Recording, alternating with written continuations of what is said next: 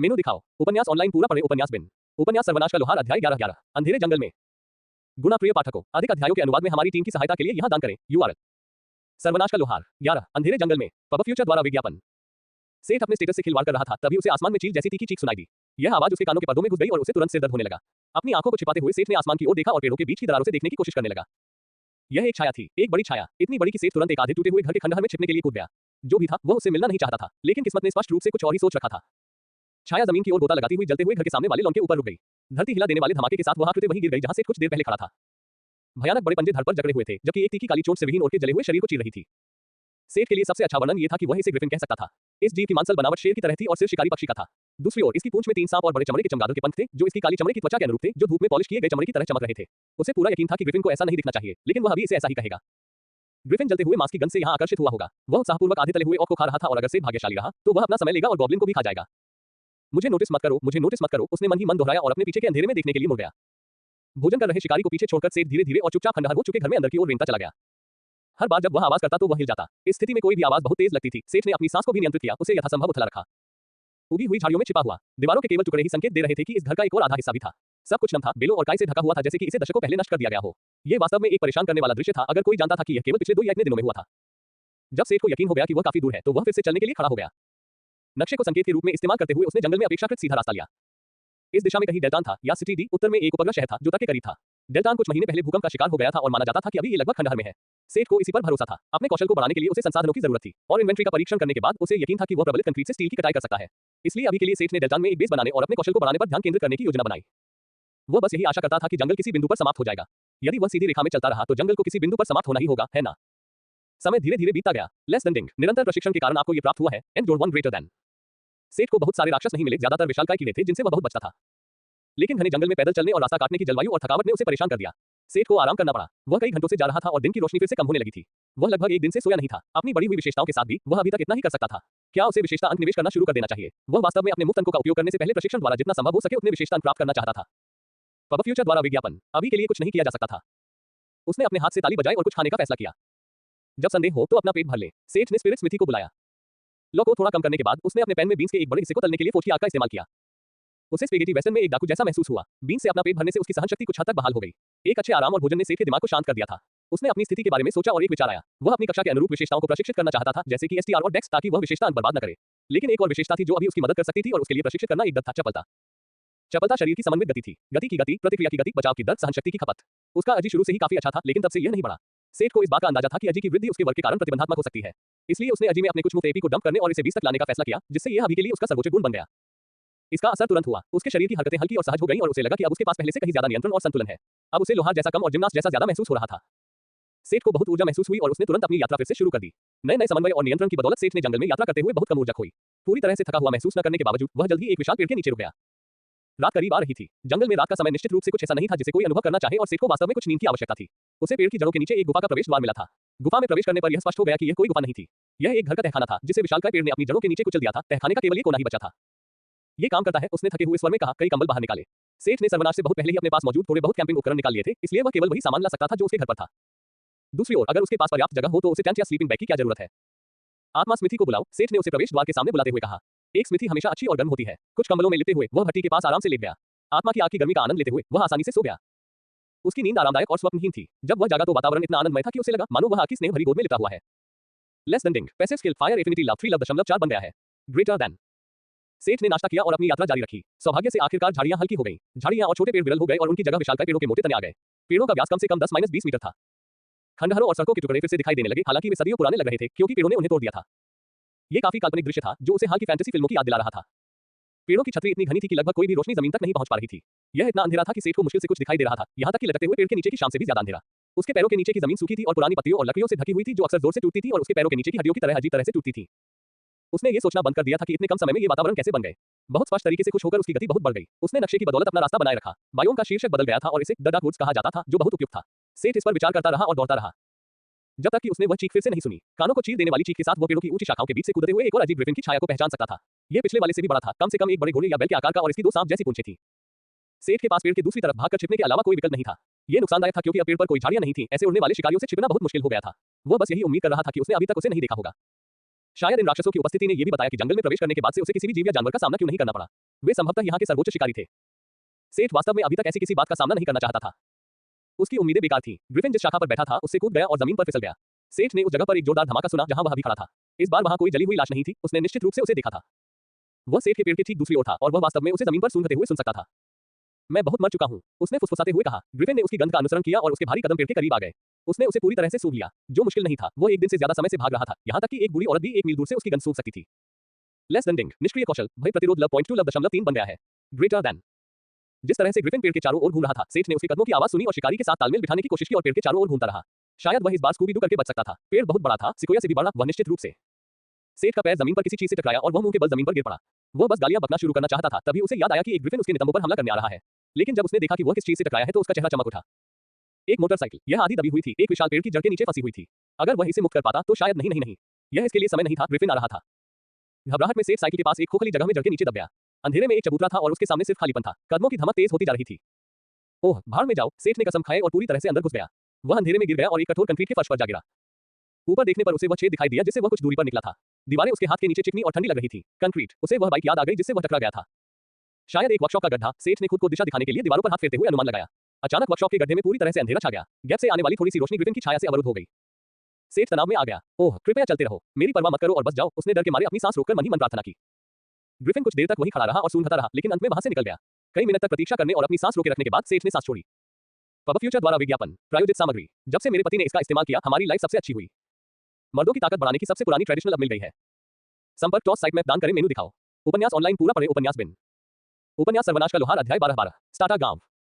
गुना प्रिय पाठकों, अधिक अध्यायों के अनुवाद में हमारी टीम की सहायता के लिए यहां दान करें। URL सर्वनाश का लोहार C12 स्टार्टा गांव कार्डियोटोन। अब उच्च रक्तचाप का सबसे बड़ा दुश्मन, इससे पहले कि वे इसे दूर ले जाएं, पढ़ लें। 198 गुना। पब फ्यूचर द्वारा विज्ञापन। सेठ 1 और घंटे तक गड्ढे में रहा ताकि वह सुरक्षित रहे। यह उसके स्वाद के हिसाब से थोड़ा ज्यादा खतरनाक था, इसलिए उसने इंतजार करते हुए कुछ सेब खाए। जब उसे यकीन हो गया कि उसके गड्ढे के बाहर कुछ नहीं है तो वह बाहर निकल गया या बाहर निकलने की कोशिश की। उसे कुछ स्पेयर पार्ट्स मिले थे जिससे उसके अनुमान की पुष्टि हुई कि यह एक वर्कशॉप है और किनारे तक पहुंचने और गैप से बाहर निकलने के लिए उन्हें ढेर करने की जरूरत थी। मोटरसाइकिल सिर्फ थोड़ी सी फंसी हुई थी, उसमें कुछ नहीं था, इसलिए वह उसे कुछ हिलाने डुलाने के बाद बाहर निकाल सका। कुछ खरोचों को नजरअंदाज करते हुए बाइक वास्तव में सुरक्षित थी। जब उसने इसे स्टार्ट करने की कोशिश की तो दूसरी कोशिश में ही यह गुनगुनाने लगी, टैंक में अभी भी गैस बची हुई थी। जंगल में स्थिति वाकई अजीब थी। इमारतें और सड़कें खंडहर में तब्दील हो चुकी थी, मानो जंगल सदियों से बढ़ रहा हो। लेकिन दूसरी तरफ यह बाइक खाने पीने का सामान या कभी कभार मिलने वाली कार जैसी सभी चीजें सिर्फ वनस्पति से ढकी हुई थी, लेकिन पुरानी नहीं थी। इस बाइक के साथ सेठ कुछ ही समय में इस भयानक जंगल से बाहर निकल जाएगा। उसे उम्मीद थी। कुछ और देखने के बाद उसे गैस से भरा एक अतिरिक्त कनस्तर भी मिला। यह थोड़ा बहुत भारी था, इसलिए उसने अपनी इन्वेंट्री में इसके लिए एक जगह खाली कर दी। वहां औजार और कार के पुर्जे भी बिखरे पड़े थे। ये जगह शायद सर्वनाश से पहले एक कार मरम्मत की दुकान या ऐसा ही कुछ था। अपने नए वाहन और एक अतिरिक्त पेट्रोल के डिब्बे के साथ सेठ चल पड़ा। जंगल, जो पैदल यात्रा करते समय काफी डरावना लगता था, धुंधलेपन में उड़ गया। अभेद्य छाया, अजीबोगरीब काली धुंध, गूदेदार पानी की काली धाराएं। नहीं, धन्यवाद। उसने अपने हेडलाइट से अंधेरे को तोड़ा। सभी खौफनाक जगहों, भयावह कुल देवताओं, टहनी के पुतलों और हड्डियों के ढेरों को बिना देखे ही पार कर गया। सेठ को डरावनी कहानियां पसंद नहीं थी, इसलिए उसने खुद को उन अनुभवों से बचा लिया। उसका एकमात्र अफसोस यह था कि अब वह हर समय जमीन को साफ-साफ देख सकता था, जिस पर वास्तव में आधी सड़ी हुई हड्डियां, पीले सफेद कंकाल, टहनियां और पत्तियां बिखरी हुई थी। सेठ इस दृश्य से बच नहीं सकता था क्योंकि जमीन हर जगह ऐसी ही दिखती थी। अगले कुछ घंटों में उसने पैदल पूरी यात्रा से ज्यादा दूरी तय कर ली थी। शाम को उसे जंगल का किनारा दिखाई दिया। जंगल का अंत वाकई था। यहाँ बड़े पेड़ समाप्त हो गए और सूर्य की रोशनी अंतराल से अंदर आने लगी, जहाँ सामान्य पेड़ों और झाड़ियों के साथ जंगल जारी रहा। और मैं बाहर हूँ, सेठ ने खुशी से कहा, जब अचानक किसी चीज ने उसे बाइक से नीचे गिरा दिया। बाइक चलती रही, एक बड़ी सी जड़ जैसे रैंप पर चढ़ी, हवा में उछली और अंततः जड़ से परे कहीं दुर्घटनाग्रस्त हो गई, जहां सेठ उसे देख नहीं सका। आप गंभीर नहीं हो सकते। लेस देन डिंग, निष्क्रिय कौशल, शांत प्रतिक्रिया लव पॉइंट 2 लव 3 बन गया है। Greater then. लगभग अदृश्य, वहां एक विशाल मकड़ी का जाला था जो जंगल की सीमा से ठीक पहले 2 आखिरी बड़े पेड़ों के बीच फैला हुआ था। सेठ का धड़ और चेहरा उसमें फंस गया था और अब उसमें फंस गया था, जबकि उसके अग्रभाग और पैर अभी भी स्वतंत्र थे क्योंकि वे जाल के छेद में लटक रहे थे। चारों ओर नजर घुमाने पर उसने देखा कि दाईं ओर और भी जाल थे जो सूरज की रोशनी में चमक रहे थे, लगभग जंगल के चारों ओर फैली एक बड़ी बाड़ की तरह। वह केवल दाहिनी ओर ही देख सकता था क्योंकि उसका चेहरा जाल से चिपका हुआ था, लेकिन उसने मान लिया कि दूसरी ओर भी ऐसा ही दिखता है। विशाल मकड़ियां, उसे इसकी उम्मीद करनी चाहिए थी। सेठ इस समय जंगलों से वाकई तंग आ चुका था। ये बंजर भूमि क्यों नहीं हो सकती, या ज़ॉम्बी सर्वनाश? नहीं, उसे तेजी से बढ़ते जंगल या ऐसा ही कुछ होना था। सेठ ने अपने बिलहुक से जाल को काटने की कोशिश की। बेशक ये काम नहीं आया, लेकिन इससे न केवल मकड़ी का धागा नहीं कटा, बल्कि इससे भी बुरी बात यह हुई कि हथियार भी जाल में फंस गया। आधे घंटे के बाद सेठ को समझ में आ गया कि वह बिलहुक को वेब से या खुद से नहीं निकाल सकता, लेकिन उसके पास पहले से ही एक शानदार विचार था। वह परखे हुए और भरोसेमंद लोगों पर भरोसा करेगा। पब फ्यूचर द्वारा विज्ञापन। सेठ ने अपने ठीक नीचे स्पिरिट स्मिथी को बुलाया। यह पहली बार था जब उसने इसे लव 2 पर लाने के बाद बदलावों को देखा, क्योंकि वह कल रात बहुत थक गया था। पहला बदलाव जो उसने देखा वह ये था कि वह स्मिथी के केवल विशिष्ट भागों जैसे कि फोर्ज या केवल पीसने वाले पहिए को ही बुला सकता था। इस बार उसने केवल इसकी चमकीली जलती हुई पीली नीली आग के साथ फोर्ज को बुलाया। सेठ ने अपनी इन्वेंट्री से अभी भी आधा भरा हुआ गैस कनस्तर लिया। उसने इसे खोला और स्पिरिट फोर्ज में गिराने से पहले अपने नीचे हर दिशा में गैस छिड़की। इसके बाद जो हुआ वह एक भयानक आग थी। कनस्तर आग में गिर गया और जलती हुई गैस हर जगह फैल गई और एक बहुत बड़ी ज्वाला बन गई जिसने जाल और आसपास के वातावरण को आग में झोंक दिया। अपनी 90% अग्नि प्रतिरोध क्षमता पर भरोसा करते हुए सेठ को उम्मीद थी कि वह जलकर मरने से पहले ही जाल से मुक्त हो जाएगा, जैसा कि उसने उम्मीद की थी खेल के ज्ञान के आधार पर। हालांकि मकड़ी के रेशम में बहुत ज्यादा शारीरिक प्रतिरोध था, लेकिन यह आग के प्रति बहुत कमजोर था। कुछ ही समय में मकड़ी का जाला जल गया और सेठ फिर से अपने पैरों पर खड़ा हो गया। उसने less than spirit smithy greater than को रद्द कर दिया, अपना बिलहक उठाया और जंगल से बाहर निकल गया जहां उसने आग लगा दी थी। सेठ एक छोटी सी ढलान से नीचे उतरा जहां उसे पूरी तरह से क्षतिग्रस्त बाइक मिली। वह ज्यादा देर तक नहीं रुका और छोटे पेड़ों और झाड़ियों की एक पतली पट्टी को पार करके आखिरकार एक बड़े मैदान में पहुंच गया। जहां तक वह देख सकता था वहां तक खुला मैदान था। नक्शे से यह पुष्टि हो गई थी कि वह घास के मैदान में प्रवेश कर चुका था। सेठ को राहत की एक लहर महसूस हुई और वह वहीं बैठ गया। अपने पीछे धधकते जंगल को देखते हुए उसने आखिरकार एक ब्रेक लिया और अपनी स्थिति की जांच की। नाम सेठ स्मिथ। शीर्षक विचार से भी तेज। स्तर 5। 1 से 28%। रेस ओरिहुमा। लिंग पुरुष। आयु 23। वर्ग स्पिरिट ब्लैकस्मिथ अद्वितीय।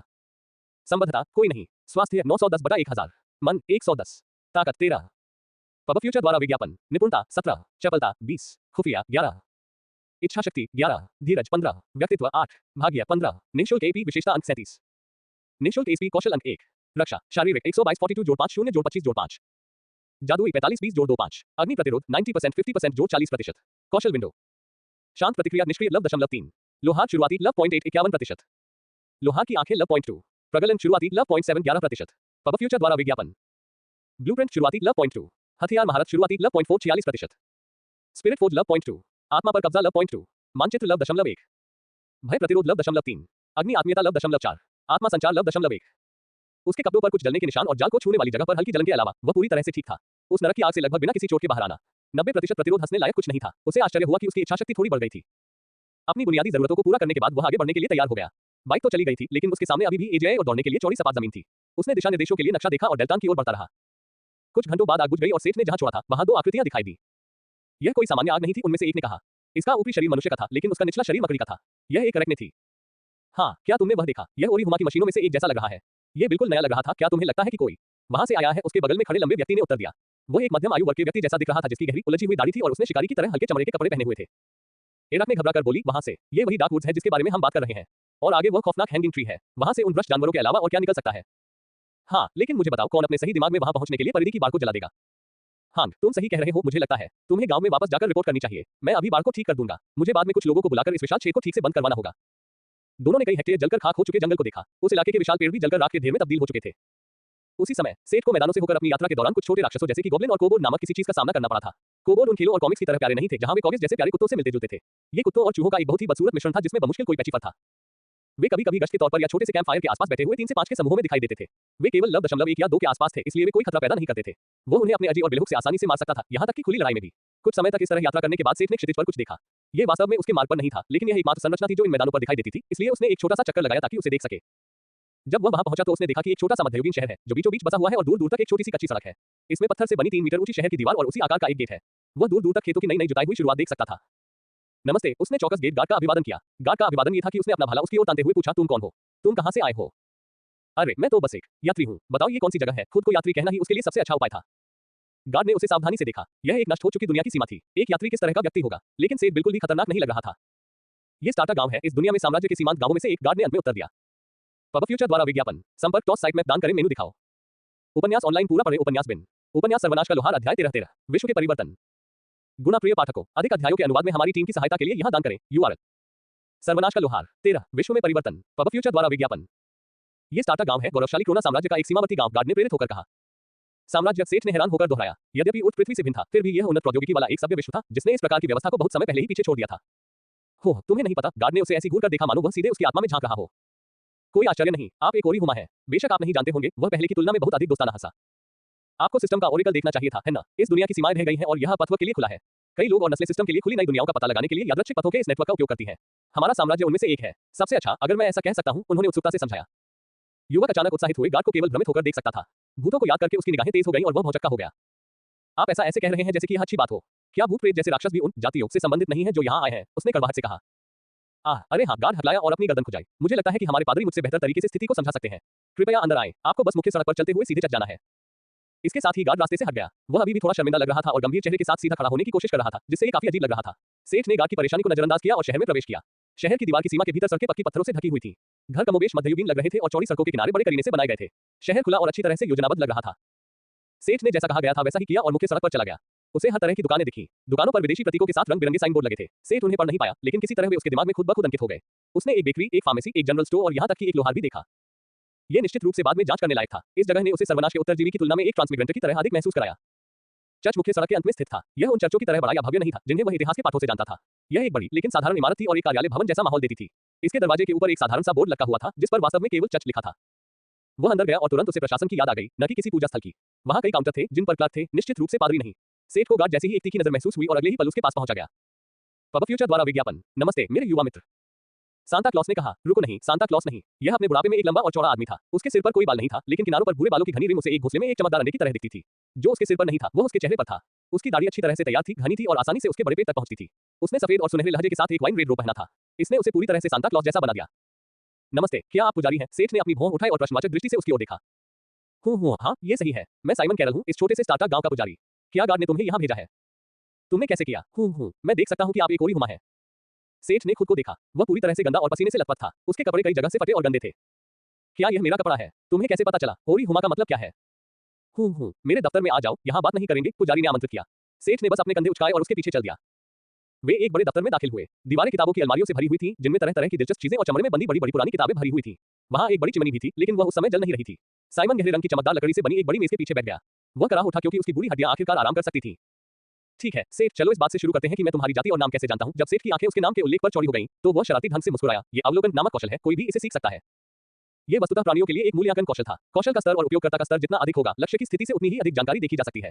पुजारी द्वारा उसे यह समझाने के बाद कि कौशल कैसे सीखा जाता है, सेठ ने अपनी आंखों में मन को केंद्रित करने की कोशिश की और साइमन की ओर देखा। लेस देन डिंग, कौशल अवलोकन स्तर 1 सीख लिया गया है। ग्रेटर देन, लेस देन, नाम साइमन कैरल।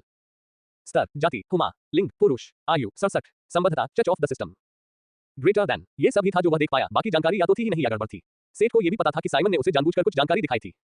अब जब इस सवाल का जवाब मिल गया है, तो मुझे कुछ करना होगा। साइमन अपनी कुर्सी से उठ खड़ा हुआ और सेठ के सामने रुक गया। उसने उसे प्रणाम किया। मुझे बहुत खेद है, उसने अपने सामने खड़े युवक से माफी मांगी। सेठ हैरान रह गया। तुम किस बात की माफी मांग रहे हो, बुरे आदमी? भले ही हम इसे मरती हुई दुनिया के लिए एक आशीर्वाद के रूप में देखते हैं, जब उनके लिए पद कार्य खोला जाता है और बचे हुए लोग सिस्टम का हिस्सा बन जाते हैं, तो ये भी सच है कि स्थिति तुरंत नहीं सुधरेगी। हम जानते हैं कि पद कार्य के साथ बहुत सारे विदेशी राक्षस भी इस पहले से ही क्षतिग्रस्त दुनिया में प्रवेश करेंगे। हमारे भगवान की ओर से मैं आपकी समझ के लिए प्रार्थना करता हूँ। साइमन ने अपने सामने बैठे युवक की ओर देखा। उसके चेहरे पर उसके विचारों का कोई संकेत नहीं था, जब तक कि बांध टूट नहीं गया और सेठ से शब्दों की बाढ़ नहीं आ गई। कहो, तुम हमेशा नस्लों और राक्षसों के बारे में बोलते हो, उन अजीब पेड़ों के बारे में क्या तुम इस पागलपन से बढ़ते खतरे को समझा सकते हो? पूरा शहर कुछ ही घंटों में पूरी तरह से उगाया, और फिर वह लटकता हुआ पेड़। किस तरह की बेवकूफ दुनिया ने एक ऐसा पेड़ लगाया जो अपने पीड़ितों की सूखी लाशों से खुद को सजाता है? साइमन ने थोड़ा मुस्कुराकर कहा, तुम्हारा पब फ्यूचर द्वारा विज्ञापन। क्या तुम्हारी दुनिया तो एक बेवकूफ पागल दुनिया है जो इस तरह की बातें लेकर आई है? साइमन ने जोरदार हंसी के साथ कहा। तुम्हारा हैंगिंग ट्री उन खतरों में से एक था जिसके बारे में सिस्टम ने हमें चेतावनी दी थी, इससे पहले कि हम तुम्हारी दुनिया में प्रवेश करें। और तुम वास्तव में उस जगह से बाहर आ गए। तुम वाकई भाग्यशाली हो। शायद खासबीक सेठ के हैरान चेहरे पर अच्छी हंसी के बाद उसने कहा। साइमन को अपनी सांस संभालने में थोड़ा समय लगा। साइमन एक तरफ रखी किताबों की अलमारी के पास गया और एक मोटा फोल्डर लेकर वापस आया। सबसे मोटा फोल्डर शेल्फ पर था। जब आपने सिस्टम में प्रवेश किया था, तो आपके पास जो दृष्टि थी उसके समान ही हमें एक नई दुनिया में प्रवेश करने से पहले भविष्यवाणियां दी गई हैं। आपकी भविष्यवाणी बहुत खास है। आमतौर पर इन फोल्डरों में केवल कुछ पृष्ठ होते हैं। इस चीज को देखो। साइमन ने इसे जोर से मेज पर पटक दिया, ये दिखाने के लिए कि उठ के संग्रहित भविष्यवाणियां कितनी बड़ी थी। यह आसानी से किसी भी किताब से अधिक मोटी थी जिसे सेठ ने अपने जीवन में कभी देखा था। आप शायद इससे किसी को मौत के घाट उतार सकते हैं। पुजारी बैठ गया और उस विशाल फोल्डर को इस तरह से ब्राउज करना शुरू कर दिया कि सेठ को उसमें मौजूद चीजें नजर न आए। किसी समय उसने कुछ पन्ने निकाले और उन्हें टेबल पर सेठ की ओर सरका दिया। देखिए, यह एक स्थानीय सर्वनाश परिदृश्य है, लेकिन हम वास्तव में इसका पूरा पाठ नहीं समझ पाए हैं। कुछ शब्दों का हमारे लिए कोई अर्थ नहीं है। सेठ ने पन्नों पर नजर डाली। वहां विशाल का हैंगिंग ट्री का हाथ से बनाया गया चित्र था, जो अंधेरे खंडहरों और पेड़ों के समुद्र के ऊपर खड़ा था। पहले पृष्ठों में लेस देन तेजी से बढ़ते जंगल ग्रेटर देन की घटना का गहराई से वर्णन किया गया था, जिसे पढ़कर ऐसा लगता था जैसे ये किसी डरावनी फिल्म की पृष्ठभूमि हो।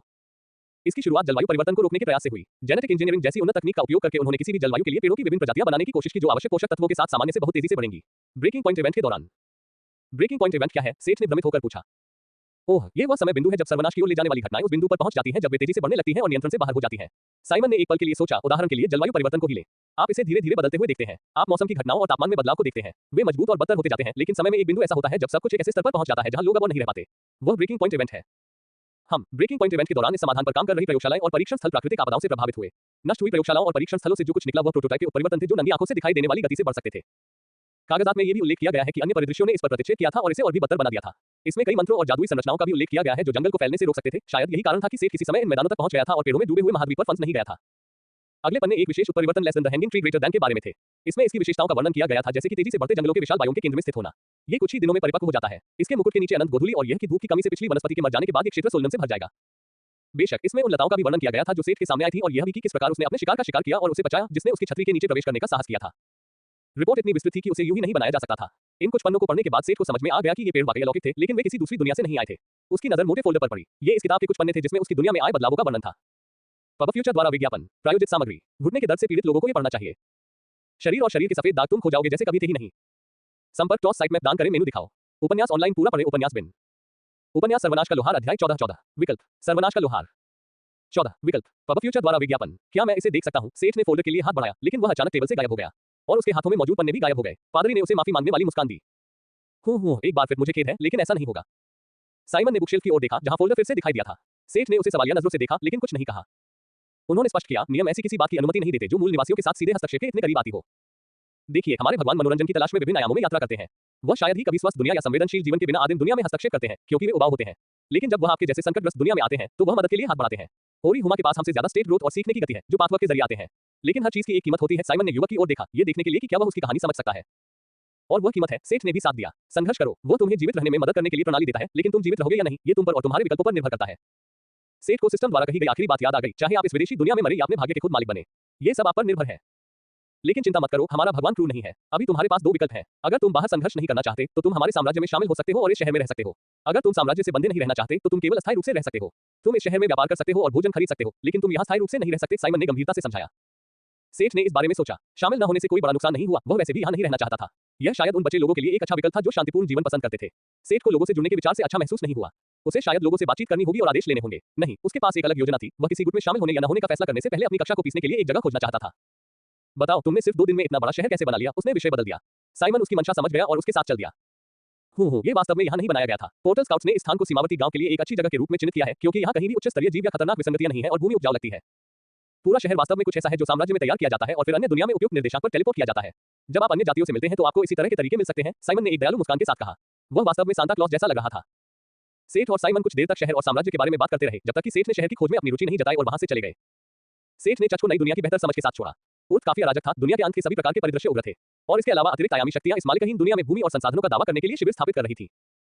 दूसरी ओर जीवित बचे मूल निवासियों, मूल मानव या और हुमा को प्रणाली द्वारा विकास संबंधी लाभ प्रदान किए गए थे, इसलिए उन शक्तियों ने उन्हें जल्दी ही अपने प्रभाव में लेने का प्रयास किया। पब फ्यूचर द्वारा विज्ञापन, वह किसी गुट में शामिल हो जाएगा। बिना किसी शक्ति के वह शायद किसी के कुत्ते में बदल जाएगा। सेठ खुद को भाग्यशाली मानता था, क्योंकि साइमन अपनी कक्षा को देखने में असमर्थ था। दुकानों के पास से गुजरते हुए उसने एक सरसरी निगाह डाली और यात्रा के लिए सामान इकट्ठा करने का निर्णय लिया। उपग्रह शहर डेल्टान अब ज्यादा दूर नहीं था, लेकिन यदि उसे अपने मानदंडों के अनुरूप कोई स्थान मिल गया तो वह कुछ समय के लिए वहां रुक जाएगा। सेठ जनरल स्टोर में दाखिल हुआ, जहां उसे काउंटर पर एक दुबला पतला बूढ़ा आदमी मिला। यह एक बड़ा कमरा था जिसमें अलग अलग तरह के सामानों से भरी बड़ी बड़ी अलमारियां थी। मैं तुम्हारे लिए क्या कर सकता हूं, बेटा? बूढ़े आदमी ने उसके विचारों को बाधित किया। नमस्ते, मैं यात्रा के लिए राशन और सामान ढूंढ रहा था। क्या आपके पास ऐसा कुछ है? बूढ़े आदमी ने उसे तिरछी निगाह से देखा और उसे फिर से घूरने का एहसास हुआ। उसने उस पर निरीक्षण का प्रयोग किया था। और आप इसके लिए क्या भुगतान करेंगे? आप एक ओरी हुमा है, क्या आपके पास कोई मूल्यवान वस्तु है जिसे आप इसके बदले में दे सके? सेठ ने पहले ही कुछ सोच लिया था और अपनी कुछ धातु की सिल्लियां काउंटर पर रख दी। बूढ़े आदमी ने उनका मूल्यांकन करने के बाद वह पीछे के कमरे में गायब हो गया। सेठ ने उसे वहां इधर उधर खोजते हुए सुना, इससे पहले कि वह झटकेदार चीजों और रोटी की एक बड़ी थैली लेकर वापस आए। मैं तुम्हें उन लोहे की सिल्लियों के बदले में यही दे सकता हूं। इसे ले लो या छोड़ दो, बूढ़े आदमी ने तथ्य के रूप में कहा। सेठ ने अपने कंधे उचकाए और सौदा स्वीकार कर लिया। उसने सामान पैक किया और चला गया। सिल्लियां वास्तव में उसकी अपेक्षा से अधिक मूल्यवान लग रही थी, और एक बार जब वह अपने गंतव्य पर पहुंच जाएगा तो उनमें से और भी अधिक होंगे। उसे जो सामान मिला है वह शायद 2 सप्ताह के लिए पर्याप्त भोजन होना चाहिए। वह फिर से लोहार की दुकान के सामने आया और झिझका। सड़क पर धीरे धीरे लोगों की भीड़ बढ़ती जा रही थी। देर हो रही थी और लोग अपना काम निपटा चुके थे। सेठ का मूड खराब हो रहा था। उसे लोगों के बीच आए हुए काफी समय हो गया था और उसे लोगों के समूह से भी नफरत हो गई थी। इसके बावजूद उसने दुकान पर नजर डालने का फैसला किया। वह एक बड़े शोरूम में दाखिल हुआ। वहां दीवारों पर कई तरह के हथियार लगे हुए थे और कुछ कवच धूल खा रहे थे। अपनी लेस देन लोहार की आंखों ग्रेटर देन का इस्तेमाल करके वह प्रदर्शन पर रखी हर चीज की जांच कर सकता था, लेकिन उसे यहां मौजूद चीजों में कुछ भी खास नहीं मिला। उसने जो सबसे अच्छे हथियार पाए वे उसके बिलहुक से थोड़े ही बेहतर थे। क्या ये वास्तव में एक लोहार की दुकान थी? ये कैसे हो सकता है कि उसके जैसे खूनी नौसिखिए ने एक पेशेवर के बराबर सामान बनाया हो? मैं देख रहा हूं कि आपकी आंखें किसी कारीगर जैसी हैं। काउंटर के पीछे से एक आवाज गूंजी। पब फ्यूचर द्वारा विज्ञापन। बोना नहीं, ये सिर्फ एक छोटा बूढ़ा आदमी था, कोई वास्तविक बोना नहीं। सेठ ने सुनिश्चित किया। यह उन दोनों के लिए बहुत शर्मनाक क्षण था जब उसने सबसे पहले पूछा कि क्या दुकान का मालिक बोना है। बूढ़े आदमी ने अजीब चुप्पी तोड़ने के लिए अपना गला साफ किया। मैं बोना नहीं हूं। अगर मैं बोना होता तो मेरी उम्र में मेरे कौशल इतने औसत दर्जे के नहीं होते और मैं किसी सीमावर्ती गांव में नहीं फंसा होता। बूढ़े व्यक्ति ने आत्महीनता से विलाप किया। खैर, मैं क्लोड हूं। मैं आपके लिए क्या कर सकता हूं? सेठ ने चारों ओर देखा और उसे अपनी कक्षा के प्रदर्शन पर संदेह हुआ। शायद आप मुझे कुछ पता लगाने में मदद कर सकते हैं। जैसा कि आपने कहा, मैं भी एक तरह का शिल्पकार हूं। वास्तव में मैं एक महत्वाकांक्षी लोहार हूं, लेकिन मैं अभी तक अन्य लोहारों के साथ नोट्स की तुलना करने में सक्षम नहीं था। क्या आप मेरे हथियार को देखेंगे और शायद मुझे कुछ सुझाव देंगे? सेठ ने कहा और बूढ़े आदमी के सामने काउंटर पर अपना बिलहुक रख दिया। क्लोड ने हथियार उठाया और उसे ध्यान से देखा। उसने उसे अपने हाथ में तौला और कुछ अभ्यास झटके लगाए, फिर ब्लेड को फिर से करीब से जांचा। ये वाकई बहुत बढ़िया हथियार है। अपनी उम्र में ऐसा कुछ कर पाना दिखाता है कि आप में बहुत प्रतिभा है। अगर मुझे किसी चीज की आलोचना करनी होती तो मैं यही कहता कि आपकी हथौड़ा तकनीक में अभी भी कुछ सुधार की जरूरत है। मैंने ऐसा हथियार कभी नहीं देखा, लेकिन इसके आकार और वजन से मैं अंदाजा लगा सकता हूं कि यह आगे से भारी हथियार है। संतुलन थोड़ा गड़बड़ है। बिना रुके लोहार लगातार बोलता रहा। क्या उसने सांस भी ली थी? लेस देन डिंग। आपने दूसरे लोहार की बात सुनकर दक्षता हासिल की। Greater than. ब्लेड में मौजूद चिप्स को देखकर मैं अनुमान लगा सकता हूं कि हीट ट्रीटमेंट में कुछ समस्याएं हैं, लेकिन ब्लेड के इस आकार के साथ इसे शुरू करना आसान नहीं होगा। कुल मिलाकर यह एक कुशल लोहार के लिए एक अच्छा हथियार है। उन्होंने अंततः अपना फैसला सुनाया। लेस देन डिंग। आपने दूसरे लोहार की बात सुनकर दक्षता हासिल की। Greater than. कुशल लोहार, लेकिन वह अभी शुरुआती स्तर पर ही था। क्या यह एक कुशल लोहार के लिए अच्छा हथियार है? सेठ ने फिर पूछा। हाँ, चिंता मत करो, मैंने तुम्हारी स्थिति नहीं देखी। मैं तुम्हारे काम से अंदाजा लगा सकता हूं कि तुम शायद स्तर 2 या स्तर 3 में निपुण हो। उसने आहते हुए कहा, तुम बहुत युवा हो और पहले से ही लगभग मेरे बराबर ही अच्छे हो। शायद 1 या 2 साल में तुम असामान्य सामग्रियों के साथ भी काम करना शुरू कर दोगे। इससे सेठ के संदेह की पुष्टि हुई। उसका कौशल विकास एक सामान्य लोहार से अलग और अलग था। क्या यह उसकी कक्षा से एक निष्क्रिय वृद्धि थी या ये सिस्टम से मजबूती थी? उसने जो बनाया था उसका वास्तव में एक निपुण व्यक्ति के काम के रूप में मूल्यांकन किया गया था, जो उसके कौशल से एक स्तर अधिक था। इसने उसके निर्णय की पुष्टि की कि वह अपनी कक्षा को जल्द से जल्द पूरा करेगा। यह उसके शहर छोड़ने की इच्छा के साथ मेल खाता था। सड़कें खचाखच भर गईं। इतने सारे लोग कहां से आए? जल्दी में युवक ने बुरे लोहार को अलविदा कहा और शहर छोड़ दिया। सूरज पहले ही डूब चुका था। पब फ्यूचर द्वारा विज्ञापन। संपर्क टॉस साइट मैप दान करें मेनू दिखाओ। उपन्यास ऑनलाइन पूरा पढ़े उपन्यास बिन। उपन्यास सर्वनाश का लोहार अध्याय 15-15 मैदानों में रात। सर्वनाश का लोहार सी 15-15 मैदानों में रात। पब फ्यूचर द्वारा विज्ञापन। सेठ को कोसना चाहता था यहाँ इतना समय बर्बाद करने के लिए। अब सूरज ढल रहा था और युवक को फैसला करना था, क्या वह शहर में रहेगा या रात भर पैदल ही चलेगा। अपने नक्शे की जांच करते हुए उसने अनुमान लगाया कि इस समय उपग्रह शहर बहुत दूर नहीं है। सेठ जब से हैंगिंग ट्री को पीछे छोड़कर आया था तब से वह सीधी रेखा में यात्रा कर रहा था। शहर वास्तव में एक अच्छा संकेत था। पुजारी ने उसे बताया था कि सीमावर्ती गांवों के निर्देशांक उपलब्ध संसाधनों के आधार पर चुने गए थे। वे उसी सामान की तलाश में थे जिसकी सेठ को शहर में मिलने की उम्मीद थी। जब उसने शहर में रहने के साथ आने वाली सभी परेशानियों के बारे में सोचा, जैसे सराय ढूंढना, बिना पैसे के भुगतान करना, अंत में उसने रात का उपयोग करने और कुछ दूरी तय करने का फैसला किया। आखिरी टिमटिमाहट के साथ सूरज सपाट क्षितिज के पीछे गायब हो गया और दुनिया को गोधूली में छोड़ गया। सूरज की रोशनी के चले जाने के बाद ठंड का एहसास हुआ, लेकिन ये ठंड नहीं थी। जमीन चिकनी थी और उसके पैरों के नीचे घास नम थी, इसलिए वह आराम से दौड़ सकता था। लेस देन डिंग, निरंतर प्रशिक्षण के कारण आपको ये प्राप्त हुआ है। n जोड़ 1 ग्रेटर देन। सिस्टम ने अपने अस्तित्व की घोषणा की। यात्रा जारी रखने का एक और स्वागत योग्य बोनस। शाम का अंधेरा जल्दी फीका पड़ गया और सेठ को एक लुभावने दृश्य का सामना करना पड़ा। इस समतल मैदान पर उसके चारों ओर एक शानदार तारों वाली छतरी थी जो रात के आसमान में चमक रही थी और उसका रास्ता रोशन कर रही थी। इस तरह का नजारा देखना उसके लिए पहली बार था। उर्फ का आसमान लंबे समय से प्रकाश प्रदूषण और धुंध से काला हो गया था और पिछले कुछ दिन घने जंगलों में बीते थे। सितारों से घिरे मैदानों में दौड़ते हुए उसे समझ में आया जब लोग किसी चीज को सितारों के बीच तैरना कहते थे। जहां सूरज डूब गया था उसके विपरीत दिशा में चांद चमकते चांदी के सिक्के की तरह हो गया था। यह सफेद सूरज की तरह सितारों को भी मात दे रहा था। क्या चांद हमेशा इतना चमकीला था? रात में हवा के साथ साथ यह सब बहुत जादुई लग रहा था, जिससे उसकी थकान दूर हो गई। सितारों और चांद की रोशनी का उपयोग करके वह लगभग साफ दिन देख सकता था और अपने नशे की बदौलत वह आसानी से अपना रास्ता ढूंढ सकता था। फिर भी आधी रात के करीब थकान ने उसे जकड़ लिया और उसे आराम करना पड़ा। वह अपना स्मार्टफोन देखना चाहता था कि समय क्या है, लेकिन वह चालू नहीं हो रहा था। शायद विस्फोट के दौरान वह क्षतिग्रस्त हो गया था। कंधे उठाकर उसने उसे वापस अपने बैग में रख लिया। भले ही वह टूटा हुआ था, लेकिन उसे छोड़ने का मन नहीं कर रहा था। आत्मा स्मृति को बुलाओ। पब फ्यूचर द्वारा विज्ञापन। थकान का सबसे अच्छा इलाज अभी भी खाना ही है। यही बात उसने इस सिस्टम के साथ इस छोटे से समय में सीखी थी। इसलिए उसने अपने बचे हुए डिब्बाबंद सूप में से एक को गर्म किया और उसे बैग से खरीदे गए ब्रेड के टुकड़े के साथ खाया। इसके बाद उसने भूत प्रेत को विदा किया और घास पर बैठ गया। सेठ को अपने भरे हुए पेट और तारों से भरे आसमान का नजारा अच्छा लग रहा था। तभी हवा में चारों तरफ हल्की हल्की चमक दिखाई देने लगी, जैसे जुगनू। जुगनू अपने नए हुनर को याद करते हुए उसने अपनी आंखों में मन को केंद्रित किया। लेस दैन, नाम कोई नहीं। स्तर 4, जाति परी, संबद्धता फेयर फोक।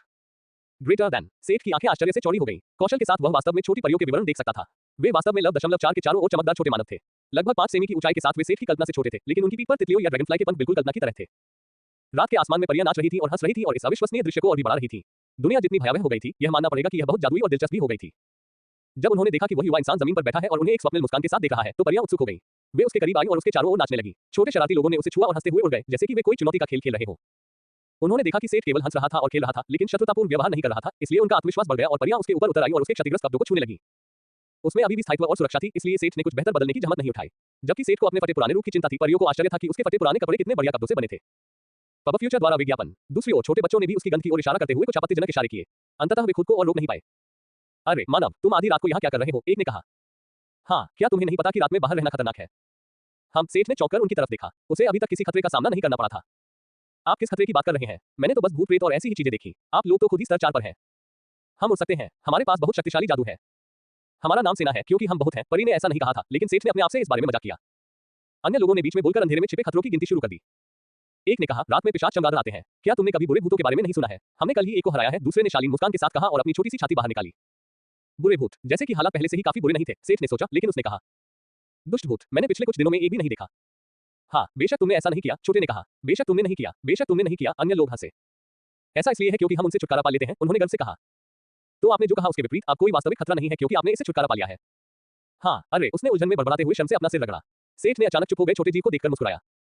वह परियों के साथ कुछ देर तक बात करता रहा जब तक कि वह अपनी यात्रा जारी रखने के लिए पर्याप्त स्वस्थ नहीं हो गया। ओह हाँ, वह पलटा। अब मैं इसके बारे में सोचता हूँ। क्या आप लोग यहाँ से उत्तर की ओर स्थित शहर के बारे में जानते हैं? क्या मुझे कुछ जानना है? उसने उनसे पूछा। उत्तर उत्तर उत्तर, वे एक अस्तव्यस्त गायन मंडली में बोले। हाँ, मुझे पता है। क्या उस दिशा में कोई परित्यक्त खंडहर नहीं है? उनमें से एक ने उत्तर की ओर इशारा करते हुए कहा। उनमें से कुछ लोग कांप उठे और अन्य उसे चुप कराने के लिए दौड़े। उस जगह की बात मत करो। खंडहरों का जिक्र सुनकर उनमें से कई लोग बहुत डरे हुए दिखे। वहां मत जाओ मानव, उनमें से एक बोला। उन खंडहरों में एक द्वार खुला है, एक अंधेरी जगह में। लाशें उठती हैं और इधर उधर घूमती हैं और पौधे सूखकर धूल में बदल गए हैं। यह एक बंजर भूमि है। बिल्कुल सही, सेठ ने बीच में टोकते हुए कहा। क्या? वे बोले। जंगल के साथ अपने अनुभव के बाद उसे बिना किसी पौधे वाली जगह स्वर्ग जैसी लगी। खोपड़ी में घुसने वाली लताओं की तुलना में मरे हुए लोग बहुत बेहतर लगे। उन खराब ग्रिफिन्स का तो जिक्र ही न करें। जानकारी के लिए धन्यवाद दोस्तों। शायद हम फिर मिलेंगे। इससे पहले कि वे उसे रोक पाते, सेठ ने आखिरी बार हाथ हिलाया और फिर आराम से दौड़ने लगा और सैटेलाइट शहर की ओर बढ़ गया। मौत की बंजर भूमि। मैं आ रहा हूँ। पब फ्यूचर द्वारा विज्ञापन। संपर्क टॉस साइट मैप दान करें।